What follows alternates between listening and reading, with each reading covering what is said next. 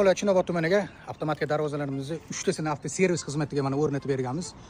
Darvozalarimizni hammasi eniga ham bo'yiga ham 3,5 dan bo'lgan. Mana ish jarayonimiz bitta akamizga pultni topshirmoqdamiz. Aka, qutlug' bo'lsin.